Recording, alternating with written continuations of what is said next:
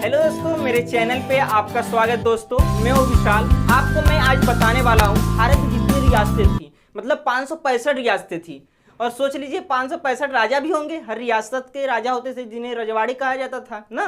तो मैं आपको बताऊंगा भारत जब आज़ाद हुआ तो उनका विलय भारत में कैसे हुआ। तो चलिए जानते हैं दोस्तों। देखिए आज़ादी के पहले भारत को ब्रिटिश इंडिया के नाम से जाना जाता था ना। आज़ादी के पहले भारत को ब्रिटिश इंडिया के नाम से जाना जाता था और यह दो हिस्सों में बटा हुआ था ब्रिटिश इंडिया। एक पर ब्रिटिश लोगों का प्रभुत्व होता था और दूसरे पर देसी रियासतों का। और जो ब्रिटिश प्रभुत्व वाले राज्य होते थे, प्रांत जो होते थे, उन पर अंग्रेजों का सीधा नियंत्रण होता था और जो रियासतें थीं उन पर राजाओं का शासन होता था। तो समस्या क्या थी दोस्तों, मैं आज आपको ये बताऊंगा समस्या उन्हें मिलाने क्या थी, विलय करने में भारत में समस्याएं क्या थी। देखिए, जब अंग्रेज भारत से जा रहे थे तो उन्होंने अपने घोषणा पत्र में लिखा कि भारत की आज़ादी के साथ साथ, मतलब वो तो भारत को आज़ाद कर रहे थे, लेकिन यहाँ की रियासतों को बोले कि भारत की आज़ादी के साथ साथ भारत की रियासतें भी स्वतंत्र हो जाएंगी। क्या स्वतंत्र मतलब वो भी अपने मन का जो कुछ भी कर सकते हैं। तो उन्होंने घोषणा पत्र में कहा कि भारत की आज़ादी के साथ साथ भारत की रियासतें भी क्या हो जाएंगी, आज़ाद हो जाएंगी। और वह चाहे तो वह पाकिस्तान में मिले, क्योंकि मैंने पार्ट 1 में आपको बताया था भारत का विभाजन कैसे हुआ, पाकिस्तान एक राष्ट्र कैसे बना। ये मैंने पार्ट 1 अगर आप नहीं देखे हैं तो पार्ट 1 जरूर देखिएगा ना। तो उस वक्त उन्होंने घोषणा की कि भारत की रियासतें चाहे तो पाकिस्तान या भारत में मिल सकती हैं या तो वह अपने आप को स्वतंत्र अवस्था में रख सकती हैं, ये अंग्रेजों लोगों ने कहा।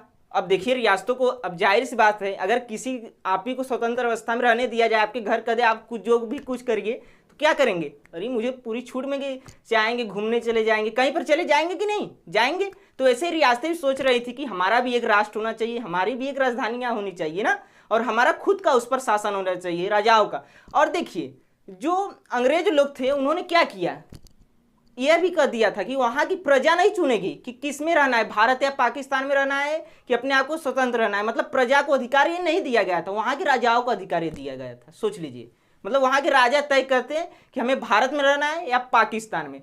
तो देखिए कुछ रियासतें थी, अब इस समस्या ने जल्द ही रुख अपना लिया।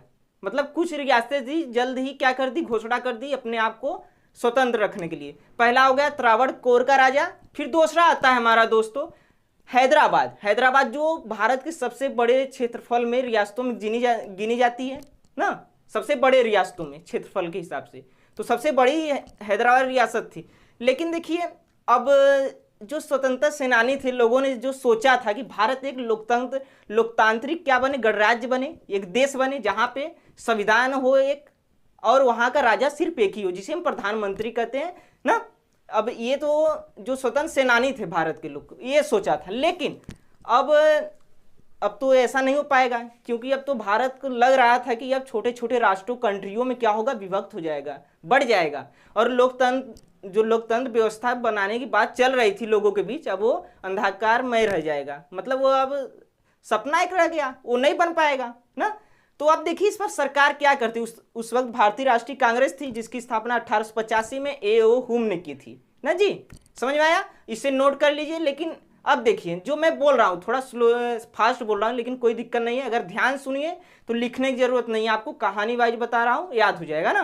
क्या आते हैं सरकार का नजरिया इस पर क्या था, मतलब अब देश छोटे छोटे भागों में बंटने वाला था, छोटे छोटे राष्ट्रों में बढ़ जाता। तो सरकार भारतीय राष्ट्रीय कांग्रेस उस वक्त एक ही मात्र ऐसी संगठन थी, सबसे बड़ी संगठन थी, और उसी वक्त भारत के प्रथम प्रधानमंत्री बने भारतीय राष्ट्रीय कांग्रेस के ही पंडित जवाहरलाल नेहरू। तो सरकार का नजरिया यह था दोस्तों कि रियासतों के खिलाफ कड़ा रुख अपनाया।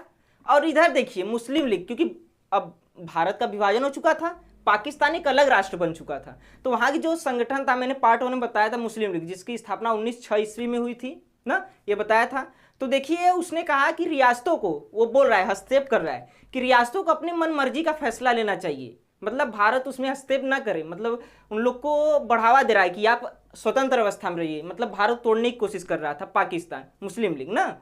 अब देखिए इसमें सरकार ने कड़ा तो रुख अपनाया ही, लेकिन अब देखिए 565 रियासतों को मिलाना है एक साथ, हो सकता है सबका मन बदल जाए, सभी लोग अपने आप को स्वतंत्र अवस्था में रखना हो, तो इसको मिलाने में सरदार वल्लभ भाई पटेल का सबसे बड़ा हाथ था। सोच लीजिए उन्हें अखंड भारत का निर्माता कहा जाता है, सरदार वल्लभ भाई पटेल को ना। उन्होंने ऐसा ऐसा मतलब पत्र लिखकर भेजा, उन्हें समझाया अच्छे से, तब जाकर आज भारत, पूरा भारत महादेश के रूप में उभरा ना। तो उन्होंने देखिए क्या किया, पहले रियासतों को एक पत्र में लिखा कि हम भारत, देखिए क्या कहते हैं रियासतों में, समझाते हैं लोगों को। कई बार तो उनके घर जाकर, मतलब रियासतें जहाँ जहाँ हैदराबाद मान लीजिए गए थे, कई जगह जो जो रियासतें थी वहाँ पर जाकर बातचीत भी करते थे ना, समझे। तो उन्होंने बोला रियासतों में, देखिए सरदार वल्लभ भाई पटेल 1947 में रियासतों को एक पत्र में लिखते हैं कि हम भारत के इतिहास के ऐसे छोर पर खड़े हैं, अगर हम चाहें तो भारत को एक नई महानता की बुलंदियों पर ले जा सकते हैं। वह बोलते हैं कि हम आशा करते हैं कि भारत की रियासतें वह हमारा सहयोग करेंगी और एक अखंड भारत का निर्माण करेंगी। ये एक रियासतों को एक पत्र में 1947 में सरदार वल्लभ भाई लिखते हैं और वो उस पत्र को हर रियासतों के पास भिजवाते हैं। तो देखिए 565 रियासतों को मिलाना कोई मामूली बात नहीं है ना, क्योंकि वहाँ की संस्कृतियाँ, भाषाएं अनेक थी, वहाँ की परेशानियाँ, कठिनाइयाँ अलग थी, वहाँ का विकास का मॉडल अलग अलग थे। और हर रियासतों के लिए, अब कोई भी जाहिर सी बात है, आप सोचिए एक तरीके से कि अगर आप किसी देश में मिलना चाहेंगे तो आपको कोई स्वाद देगा, कोई सुविधाएं देगा, तभी न मिलेंगे। तो ये सबसे बड़ी मतलब कन्वेंस उन्हें करना बहुत कठिन था। मतलब हर रियासत की परेशानियां अलग अलग होती थी ना, कहीं पैसे की कमी थी तो कहीं पे विकास की कमी थी, कहीं पे शिक्षा की कमी थी। तो सरदार वल्लभ भाई पटेल ने क्या किया, उन्हें मिलाने में अपना बड़ी भूमिका निभाई ना। अब देखिए आज़ादी के पहले ही आधे से ज़्यादा रियासतें, आधे से मतलब कह सकते पूरे पूरे रियासतें, अपवाद के रूप में कुछ रियासतें थी जो भारत में नहीं मिलना चाहती थी, नहीं तो सभी रियासतें जून जुलाई के महीने में 1947 में क्या थी, भारत में मिल चुकी थी, विलय कर ली थी। और वो सभी, और मान लीजिए भारत का नक्शा आप देख रहे होंगे, बगल में आ रहा होगा, तो जितने भी मतलब कि सीमा के पास पास जितनी रियासतें थी वह सभी भारत में विलय कर चुकी थी। और वो रियासतें जो भारत में नहीं मिलना चाहती थी वो बीच बीच में होती थी। मान लीजिए एक जूनागढ़ सिर्फ था जो नीचे गुजरात में अभी ये पड़ता, उसका तो विलय हो चुका है, लेकिन उससे मिलाने में भी कठिनाई आई। तो जूनागढ़ हो गया हमारा, हैदराबाद हो गया, मणिपुर, ये रियासतें भारत में विलय नहीं करना चाहती थी, लेकिन कुछ दिनों बाद क्या हुआ, उन्हें भी विलय भारत में करवा लिया गया। तो चलिए जानते हो समस्याएं क्या थी। देखिए जो रियासतें थी, 565 रियासतें थी लगभग भारत में, तो उन्हें विलय करवाने के लिए एक सहमति पत्र पर हस्ताक्षर करना था, और उसे हम उस सहमति पत्र को इंस्ट्रूमेंट ऑफ एक्शन के नाम से जानते हैं। और उस हस्ताक्षर में कहा गया है कि जितने भी रियासतें भारत मिलने चाहती हैं वह अपने मन से मिल रही हैं, मतलब उन पर दबाव डाला नहीं जा रहा है, वो अपने मन से मिल रही है, इस सहमति पत्र में कहा गया था। अब आते हैं जो रियासतें भारत में नहीं मिलना चाहती थी, मैंने बताया मणिपुर, हैदराबाद और जूनागढ़ बताया। तो अब इसमें से हैदराबाद सबसे बड़ी रियासत थी दोस्तों, और वह नहीं मिलना चाहती थी भारत में। तो आइए जानते हैं हैदराबाद के बारे में। देखिए हैदराबाद उस वक्त भारत के सबसे बीच में पड़ता था ना, भारत के सबसे बीच में पड़ने वाला एक रियासत थी, और क्षेत्रफल के हिसाब से सबसे बड़ी रियासत भी थी भारत की हैदराबाद ना। और वहाँ का शासक जो था निजाम उसका नाम था, हैदराबाद के शासक को निजाम कहा जाता था। और निजाम को दुनिया के, विश्व के सबसे अमीर दौलतमंद लोगों में से गिना जाता था, एक मतलब बहुत अमीर होता था निजाम, जो शासक था बहुत अमीर होता था। और जाहिर सी बात है वो शासक है, वहाँ की प्रजा भी उससे दुखी रहती थी, तो वो तो अमीर तो रहेगा ही ना। तो देखिए वहाँ की, अब हैदराबाद जो है, हैदराबाद का अगर हम इस टाइम वर्तमान में हम जाने कितना बड़ा था, तो इस टाइप कर्नाटक ले लीजिए, आंध्र प्रदेश ले लीजिए, महाराष्ट्र ले लीजिए, सभी ये रियासतों को मिलाकर एक हैदराबाद रियासत बनी थी पहले, आज़ादी के पहले भारत के ना। तो ये हमारा क्या था, हैदराबाद। अब देखिए जानते हैं कि हैदराबाद को मिलाने में कौन सी कठिनाइयाँ। निजाम चाहता था कि हैदराबाद जो है क्या बने, एक स्वतंत्र राष्ट्र बने, स्वतंत्र राष्ट्र मिल जाए। मतलब उन्होंने अंग्रेजों से पहले से ही जाकर कह दिया था कि हमें एक स्वतंत्र राष्ट्र बनाना है, और मुझे एक हस्ताक्षर कर सहमति पत्र पर अंग्रेजों से एक वो कागज पर क्या किया, लिखवा कर लेकर आया था कि मैं एक स्वतंत्र राष्ट्र बनाना चाहता हूं। लेकिन ऐसा मुमकिन नहीं था, क्योंकि देखिए बीच में था हैदराबाद, क्या था, भारत के एकदम बिल्कुल बीच में था दोस्तों। सोच लीजिए अब कुछ भी करता, मान लीजिए एयरलाइंस हो, व्यापार भी करना हो, भारत से करना पड़ेगा उसे, भारत से ही ना, क्योंकि भारत के बीच में वो है, कहाँ से जाएगा, समुद्र। मान लीजिए पाकिस्तान, निजाम जो था वो पाकिस्तान से भी सहयोग मांगा कि भारत से हमें मुक्त किया जाए, मतलब अलग किया जाए, लेकिन ऐसा संभव नहीं था क्योंकि सीमाएं जो मिलती थी हर चारों तरफ से हैदराबाद क्या था, घिरा हुआ था दोस्तों। अब इसे मिलाने में बहुत कठिनाइयाँ थी, लेकिन वो निजाम भारत की बात मान नहीं रहा था, कह रहा था मैं अपने राष्ट्र को क्या आज़ाद रखना चाह रहा हूँ। और उसने भारत से क्या किया 1947 में यथास्थिति बरकरार रखने के लिए एक हस्ताक्षर किए, सहमति पत्र पर क्या किया, हस्ताक्षर कर दिया। मतलब कि 1 साल के लिए वह जैसी स्थिति है वहाँ पे हैदराबाद की, 1 साल के लिए जैसी स्थिति है वैसे ही रहे, यथास्थिति बनी रहे वहाँ पे। मतलब उसमें कोई हस्तक्षेप नहीं, ना भारत कहेगा जबरी विलय कराने के लिए, नो निजाम कुछ बोलेगा स्वतंत्र राष्ट्र रखने के लिए। 1 साल ऐसे ही चलता रहा और उस 1 साल के बीच निजाम और भारत सरकार के बीच क्या हुआ, बातचीत जारी रहा दोस्तों। लेकिन अब आते हैं, देखिए हैदराबाद जो था रियासत, वहाँ की प्रजा निजाम से एकदम नाखुश थी। मतलब उस पर बहुत अत्याचार करता था निजाम, सोच लीजिए उन प्रजा पर, अपनी प्रजा पर, और वहाँ की प्रजा नाखुश थी। तो इसीलिए निजाम के विरुद्ध क्या किया, प्रजा वहाँ की उनके विरुद्ध आंदोलन करने लगी।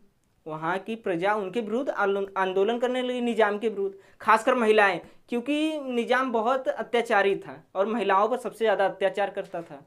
तो जब महिलाएं उस आंदोलन में मिली है, और ये आंदोलन जो था हैदराबाद का प्रमुख केंद्र बना था, सोच लीजिए। अब जहाँ हैदराबाद प्रमुख केंद्र ही बन जाएगा है आंदोलन, तो और बड़े तादाद में लोग नहीं मिल जाएंगे। तो यह आंदोलन एक बड़ा रुख अपना लिया, यह आंदोलन क्या किया, बड़ा रुख अपना लिया। मतलब बड़े तादाद में लोग मिलने लगे इस आंदोलन में, और महिलाएं जब मिली तो और बड़ा आंदोलन हो गया।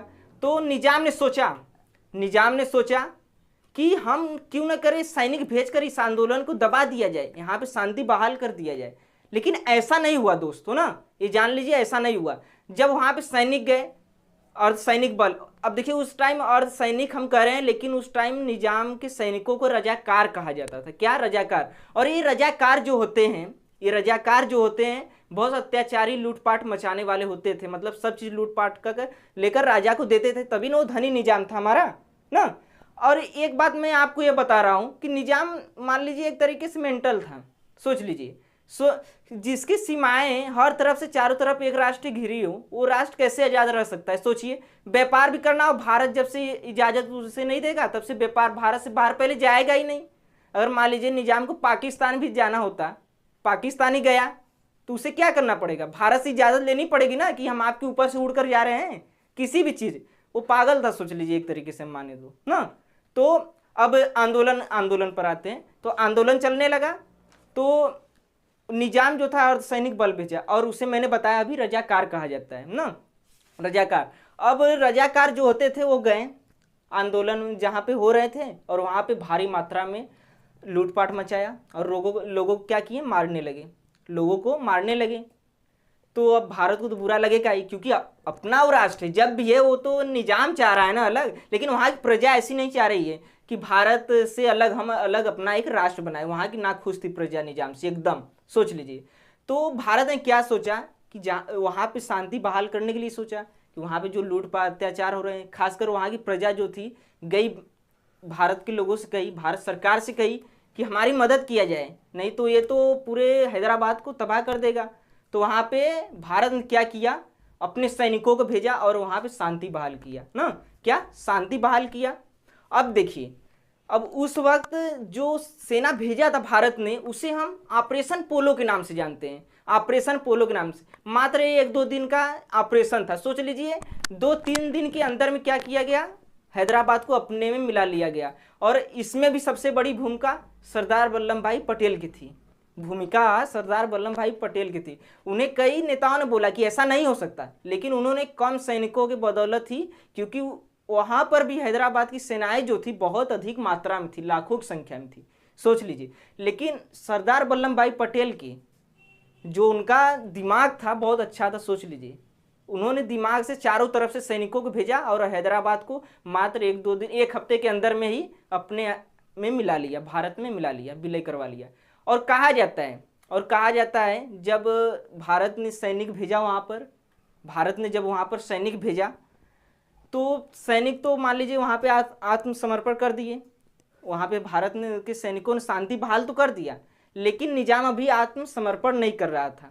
जब देखा कि एकदम सैनिक मेरे एकदम गिर चुके हार चुके हैं, तो निजाम आया और भारतीय राष्ट्रीय कांग्रेस जो सरकार थी, भारत सरकार के सामने आत्मसमर्पण कर दिया।